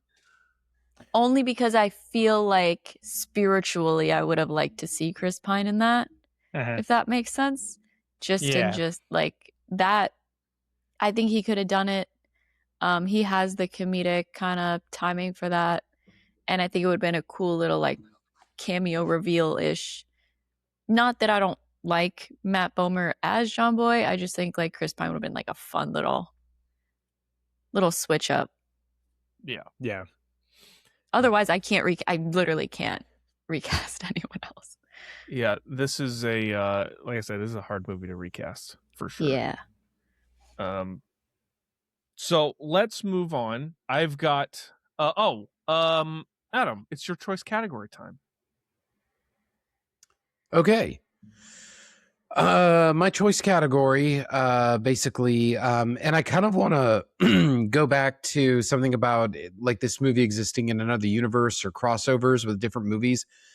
There's actually like something I would love to see is you could cross this movie over with two specific movies. One that Connor actually mentioned is Inherent Vice. Putting like Doc Sportello in a scene is brilliant. I would love to see that. There's also another movie in existence that would be possible because Warner Brothers now technically owns this movie because it's New Line Cinema. This movie could cross over really well with Paul Thomas Anderson's Boogie Nights as well, because you could absolutely just have Burt Reynolds' like whole, porn studio be like a competing studio with the ones hosting the party. Like this movie could cross over really well with Boogie Nights. And that would be like to get a Doc Sportello scene and then like a scene where maybe like they're investigating and they end up at, one of the porn Mark shoots. Wahlberg's house. Yeah. Or like, as they're driving, they see like a van like speeding, driving away from another shootout. And it's the scene from Boogie Nights where they leave the guy they're selling drugs to shooting at the car. Because a lot of this movie is set in the San Fernando Valley, which is where Boogie Nights is set. And it would be really, really funny to have seen that. That's good stuff. And you could technically do it because Warner Brothers technically does have the rights to Boogie Nights now because it's a New Line Cinema movie. That's good stuff. I love that. That's such a great idea. All right. It's never been cooler. This is it's quickly becoming one of my favorite categories that we do on this pod. Same. So I've got a few things that I'm going to read off here. Broken Arms. It's pretty good. I don't know if it's ever been cooler than in this movie, in The Nice Guys. I don't know which Fast and Furious movie it is, but when Dwayne The Rock Johnson just flexes so hard it breaks his cast, it's a cool moment with a broken arm. How about adult film stars in pornography as a plot device in mainstream movies? I mean, we kind of already named one, but the first half of Boogie Nights. Yeah, pretty good. It's hard to beat that. A movie about two detectives coming together to solve a case. It's never been cooler than The Nice Guys. Yeah. I was going to say Starsky and Hutch, but this is cooler. What about 21 Jump Street? That is cool too, but this is cooler. I was going to say The Other Guys as well. The Other Guys, yeah. There's some good ones. Missing persons cases as a premise for a movie has never been cooler. I'd be hard pressed. Well, okay, Prisoners is pretty good. That's a good pull. Not a movie, but technically, I think the third season of Twin Peaks is considered a movie. Okay. Who Killed Laura Palmer? I'm so sorry. It's never gonna be cooler than that. Fair. Okay, Ryan Gosling in a comedy. Never been cooler than The Nice Guys. I agree. On par with Barbie for me. That's good. How about Russell Crowe in a comedy? Never been cooler. Never been cooler. Never been cooler. Yeah. Yeah. And my last one here is detective buddy comedies. Never been cooler. I mean, we just named 3. Between this, 21 Jump Street, and The Nice Guys, I think this is, or The Other Guys, this is the best of those 3 at least. Oh, there's a whole slew of those in the 70s, man, which this movie is taking a lot of influence from. One in particular is called Freebie and the Bean. It was released in 1974. It was actually Stanley Kubrick's favorite film of 1974. And this film borrows a lot from that. It's James Caan and Alan Arkin. There are elements of this movie that are problematic today. I will be honest, specifically Alan Arkin playing a Latino. That's is just it's tough. It's not something. It's very problematic today. The movie, and there are certain plot elements in the movie that just are problematic. I'm not even gonna sugarcoat that. It's very problematic. But there was a time in the 70s. Another one is Bustin' with Elliot Gould, and I forgot who his co-star was in that, but it's another kind of buddy cop comedy movie. And basically, like, this movie takes a lot of influence from those. It's just crafted in a way to where it's a little more fitting to what, is appropriate for the 2010s. So I like it. That's definitely something there. I would say, like, that's, I think, where detective movies or like buddy cop detective movies were really kind of hitting like their prime, and kind of it's what really paved the way for stuff like this. I would say too, for me, personal pick is, like, I know it's got some problematic pieces, but I love the Rush Hour movies. Yeah, they're entertaining. First Rush Hour is one of my favorite movies of all time, so that I would probably put pretty high up there too. Okay, did anyone else bring anything for It's Never Been Cooler? I did. I brought a couple of things. Okay. 70s hairstyles. Yep. 70s mustaches. I tell you what, I looked up Busting, the Elliot Gould movie. That is the craziest mustache I have ever seen on any single person in my life. If you have the chance to look it up real quick, please look up Elliot Gould and Busting from 1974. I don't think anyone could ever grow a mustache like that. It's a good movie. It's very entertaining. I will be watching it. Yeah. I would say 70s hairstyles, 70s mustaches, and there is one minuscule plot device in this movie that is something I don't get. When I was a kid, we talked about these things, like this specific item, this prop was awesome. I feel like people forgot what these are today. I don't feel like it talked about. Yoo-hoos. The Yoo-hoo. Yes. That's a great poll. Yoo-hoo's never been cooler. Yoo-hoo has never been cooler than in this movie. Like, when I was a kid, Yoo-hoo was like, man, you went to the grocery store or you went to the gas station, you wanted a Yoo-hoo. It was like that's chocolate awesome. milk drink. I mean, it killed your stomach afterward, but it was the prime chocolate milk drink for every kid when I was growing up. That was an awesome nod in the movie. Yoo-hoos have never been cooler than in this movie. Nice. Surprised they didn't do a marketing tie-in by doing, like, Yoo-hoo bottles with pictures of the characters on them and Nice Guys promos for it. Oh, absolutely. Would have brought Yoo-hoos back, man. Jasmine, you had one that you wanted to bring in? Just one. And Gowrie Rice, never been cooler. Oh, okay. Yeah. I like it. I think this is her best performance. Nice. I've seen, I believe, everything she's in. So, yeah. Nice. Never been cooler. I think the other movie she's in, she's kind of a dork anyway, so. Yeah, kind of. At least here she's kicking ass. Cool. Yeah, exactly. All right, it's my choice category time. I've got the erotic thriller effect. Does this movie need a sex scene? From user How Far Is One Light Year on Reddit. Yes, anything with Holland March, like, especially trying to get like clues or evidence from an adult film star. This movie is set around the adult film industry, and there's nothing in it. Like, give me a comedy sex scene with Holland March. It fits perfect in this movie. Okay. Couple more categories here as we're winding down. We've got, is this movie ruined by technology? I say yes. Yeah. Because Find My iPhone is a thing. I was really going to say that too. It's like they probably could just ping her phone. Yeah, literally.